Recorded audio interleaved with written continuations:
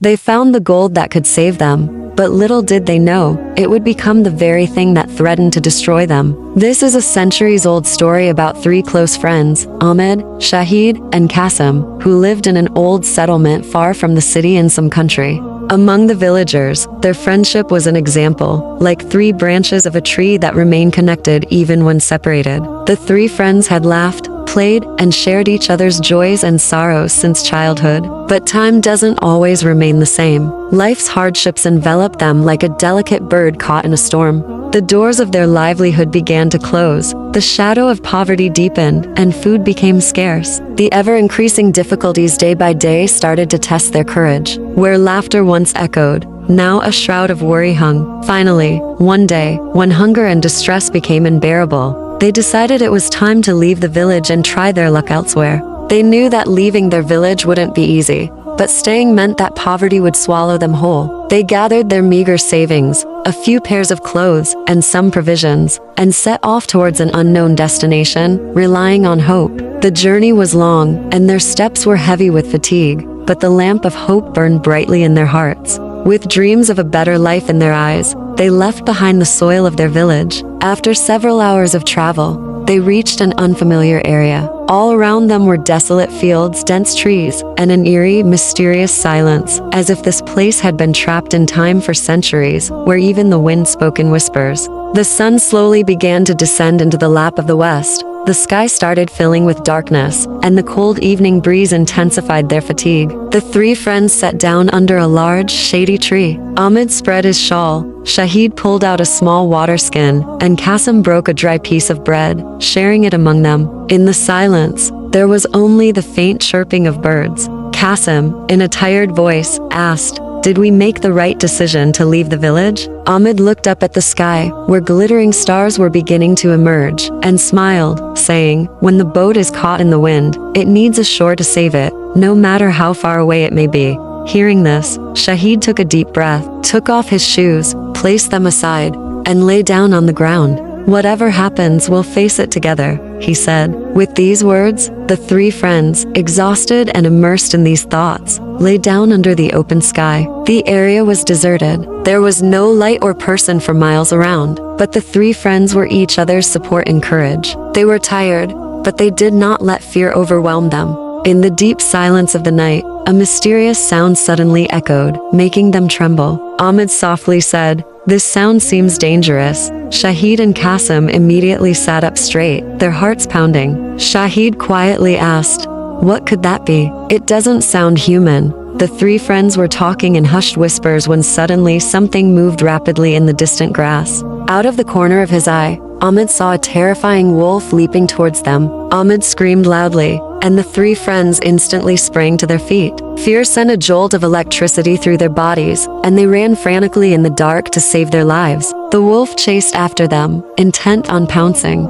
Its heavy breathing and terrifying growls echoed in their ears. Running in the darkness, they reached an open field where a flickering light was visible in the distance. "Look, there's a fire burning," Ahmed shouted. The three friends gathered their last bit of strength and ran towards the light. As they got closer, they saw a house with flames blazing outside. The wolf had now turned back. Ahmed said, "It's against manners to enter someone's house in the middle of the night." So instead of knocking, the three friends sat outside and waited for morning. As the morning light began to spread, the sounds of the azan echoed from afar. The terror of the darkness began to recede, and birds chirped, announcing the arrival of a new day. The three friends were still sitting near the fire. Fatigue and fear had exhausted them. The shadow of fear still lingered on their bodies, but they were freed from the dread of darkness. At that moment, the house door creaked open, and an elderly woman emerged, performing her ablutions with a peaceful expression. After finishing her prayers, as soon as her eyes fell upon the three young men, she was astonished. For a few moments, she looked at them closely, then gently said, "My sons, who are you, and why are you sitting here?" The old woman saw their condition, and then, with a compassionate smile, said, "My sons, why are you sitting outside? Come inside and rest in my house. Perhaps you are tired and hungry too." The old woman hosted the three friends generously, and when she learned that they had come for work, she affectionately said, "My sons, 5 of my cows are lost in the jungle. If you find them and bring them back, I will give you a good reward. Ahmed courageously said, Mother, we will try our best to find your cows. The old woman happily placed her hand on their heads and offered prayers. The three friends had breakfast and set off towards the jungle. There were dangerous animals in the jungle, but the three friends had no other option. They were ready to do anything for money. Wandering all day, searching through trees and bushes, they finally succeeded in finding the old woman's 5 lost cows by evening. Upon the cows' return, the old woman's joy knew no bounds. Tears of gratitude welled up in her eyes. She said in a loving tone, My sons, it's evening now. Jungle animals can attack at any time. It would be better if you spend the night here and leave with your reward in the morning, wherever you wish to go. The three friends looked at each other. They were exhausted and hungry, so they decided to stay. As morning broke, the three friends packed their belongings, intending to leave. But a question stirred in Ahmed's heart. He looked at the old woman and asked, Mother, don't you have any relatives? How do you live in this desolate jungle? The old woman smiled and replied, My sons, I have 2 sons and a daughter who is married in the city. My sons have gone to the city to visit their sister. I am just waiting for their return. Then the old woman went inside and brought a bag, which she handed to Ahmed, saying, My sons, this is your reward. It contains more wealth than you can imagine. For each cow, there is a gold coin. Divide it among yourselves. Ahmed opened the bag and was astonished, but he immediately said respectfully, Mother, we need money, but we cannot take advantage of your need. Please keep this. We came to work anyway. We will earn it elsewhere. But the old woman, seeing their honesty and hard work, insisted and gave them the gold coins. The three friends left, taking her blessings, but now they decided not to seek labor but to return to their village. Because the money they would have earned in a year was given to them as a reward, the three friends happily set off for home, a smile on each of their faces. However, things had changed. The shine of the gold coins had awakened a new feeling in their hearts. Where before they were willing to sacrifice for each other despite having nothing, now sparks of greed ignited in their hearts. On the way back to the village, severe hunger made the three friends restless. They consulted each other and sent Qasim to a nearby market to get food. Ahmed and Shahid sat under a tree, waiting for him, but greed was also stirring in their hearts. Forgetting a lifetime of friendship and love, they looked at each other and whispered softly, If Qasim doesn't return, all the wealth could be ours. After a few moments of silence, they both decided that as soon as Qasim returned, they would eliminate him so that they could possess the gold coins. Meanwhile, Qasim was heading towards the market, but the devil was also playing tricks in his mind. He thought, if I mix poison in the food, both my friends will die, and all the wealth will be mine alone.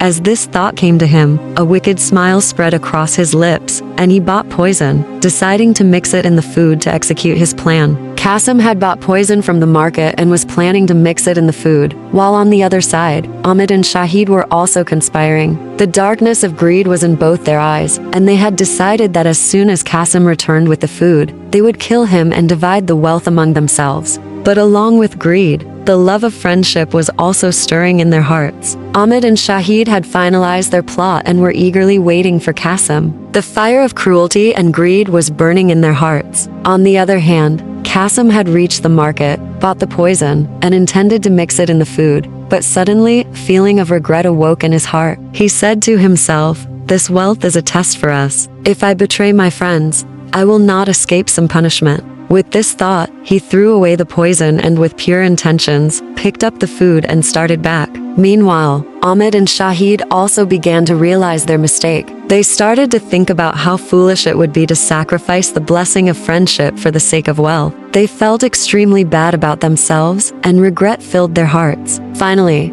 they decided that they would not harm Qasim and would abandon their plot. A few moments later, Qasim arrived with the food, and the three friends happily ate. No one expressed their intentions to each other because they all wanted to avoid any bitterness in their friendship. Ahmed and Shahid were thinking that Qasim might feel bad, while Qasim also feared that Ahmed and Shahid might be upset with him. There was silent love and trust in everyone's hearts, but no one wanted to speak about it. After eating, the three friends set off towards the village. This journey was like the beginning of a new life, where they were trying to improve their relationships again. There was more love in each of their hearts than before, and they were silently cursing their own evil intentions. The sun had set, and the darkness of night had spread everywhere. The three friends stopped and discussed that continuing the journey would be dangerous. Ahmed pointed to a mountain and said, "There's a cave visible there that is very safe from animals and robbers. Why don't we spend the night there?" Shahid and Qasim agreed, and the three friends cautiously moved towards the cave.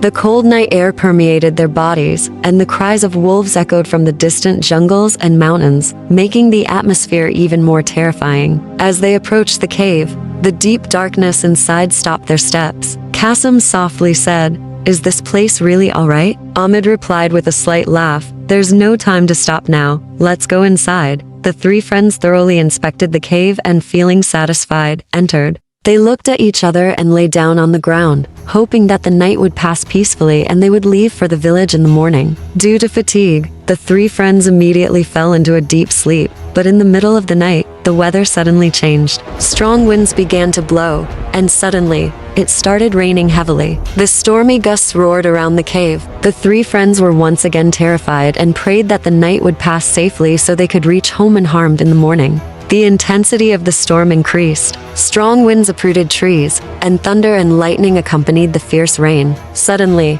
a large rock rolled down from the top of the mountain and landed at the mouth of the cave. Dust and small stones scattered everywhere, and the entrance to the cave was completely blocked. The silence of midnight persisted despite the stormy rain, but the three friends had not yet fully realized that the cave entrance was blocked. They were simply exhausted and cold, so they tried to sleep again without further thought. In the morning, Ahmed was the first to wake up. He saw darkness inside the cave and thought that it was still not morning. But when he went near the mouth of the cave, he realized that the entrance was blocked by a large rock. Ahmed immediately woke Shahid, and both tried to move the rock. They used all their strength, but the rock did not budge an inch. Both became disheartened and woke Qasim as well. The three friends pushed together. Their hands were getting injured, and despite the severe cold, their foreheads were covered in sweat. They took turns trying with all their might, but the rock remained unyielding. At that moment, they intensely felt their helplessness. After several attempts, the three together gave a final push, and the rock rolled down.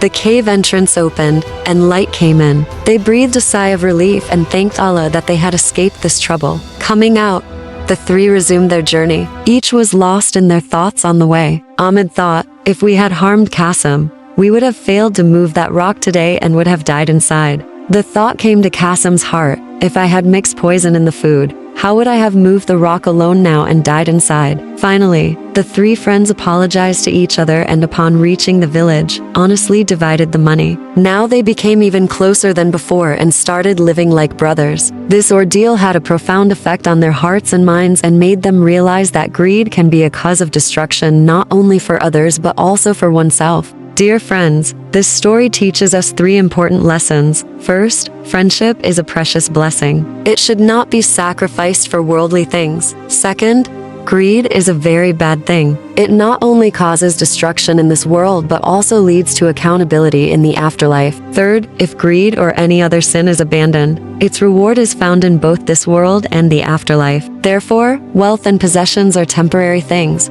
but relationships are extremely valuable. Respect your relationships, whether they are friendships or blood relatives. This brings benefit and great reward in both this world and the afterlife. I hope you have learned a lot from this story. If you like this instructive story and enjoy listening to more old and moralistic tales, then please subscribe to our channel, like the video, and be sure to share it with your friends. Please write your valuable feedback about this incident in the comments. Your opinion is very important to us.